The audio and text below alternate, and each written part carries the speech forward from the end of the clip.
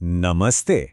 आज के इस एक्सप्लेनर में हम एक बहुत ही प्यारी और दिल छू लेने वाली कहानी पर बात करने वाले हैं। गरीब दादी और जादुई गिलहरी।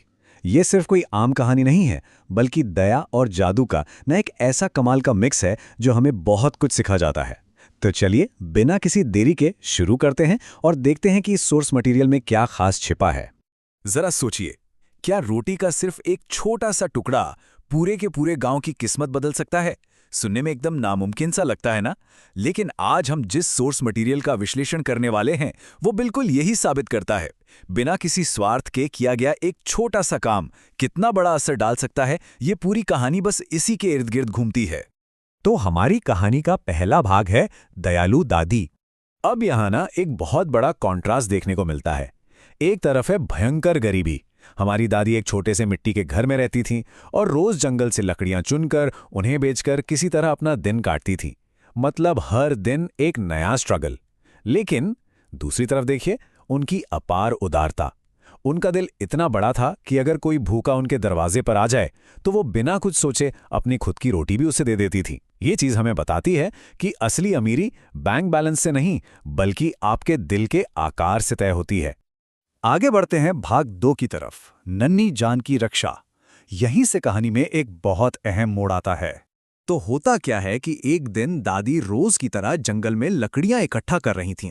तभी अचानक उन्हें एक छोटी सी गिलहरी मिलती है। बेचारी बुरी तरह घायल थी, दर्द और ठंड से कांप रही थी और ऊपर से भूख के मारे उसकी हालत बिल्कुल खराब थी। जरा इमेजिन कीजिए, उस इतने बड़े और सुनसान जंगल में वो नन्ही सी जान बिल्कुल अकेली और लाचार पड़ी थी। उस बेचारी को देखकर दादी का दिल पूरी तरह पसीज गया। उन्होंने बड़े ही प्यार से उसे उठाया और कहा, डर मत बेटा, मैं तुझे कुछ नहीं होने दूंगी। ये कोई मामूली बात नहीं थी, ये एक पक्का वादा था। और सच बताऊं तो इसी एक पल ने ना एक इंसान और एक बेजुबान जानवर के बीच उस जादुई रिश्ते की नींव रख दी जो आगे चलकर सब कुछ बदलने वाला था। और दादी ने अपना वो वादा पूरी शिद्दत से निभाया भी। वो उस घायल गिलहरी को सुरक्षित अपने घर ले आईं। और सबसे कमाल की बात पता है क्या है? उन्होंने अपनी आखिरी बची हुई रोटी भी उस गिलहरी को खिला दी। खुद भूखे रहकर किसी और का पेट भरना, ये वाकई बहुत बड़ा त्याग है। इसके बाद उन्होंने बहुत ही प्यार से उसके घावों पर दवा लगाई। ये होती है असली दयालुता। अब आते हैं भाग 3 पर, जादुई उपहार।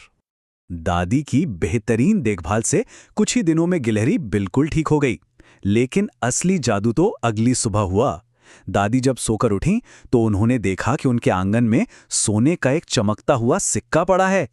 एक ऐसी गरीब महिला जिसे 2 वक्त की पूरी रोटी नसीब नहीं थी, उसके घर में अचानक सोना मिलना किसी बड़े चमत्कार से कम नहीं था, है ना? और बात यहीं खत्म नहीं हुई।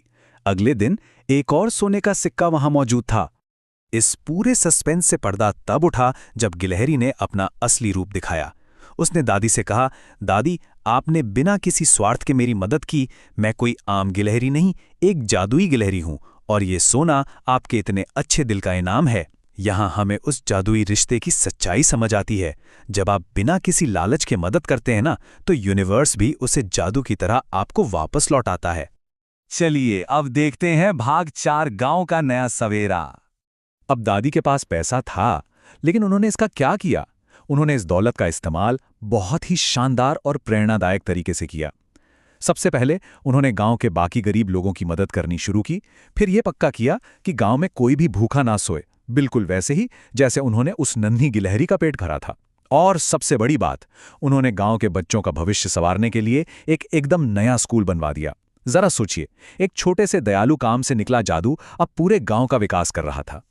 दादी के इन्हीं महान और निस्वार्थ कामों को देखकर गांव वालों ने उन्हें हमेशा के लिए एक नया नाम दे दिया, सोने वाले दिल की दादी। ये नाम सिर्फ उन सोने के सिक्कों के लिए नहीं था, बल्कि उनके उस दिल के लिए था जो हमेशा से सोने जैसा ही खरा था।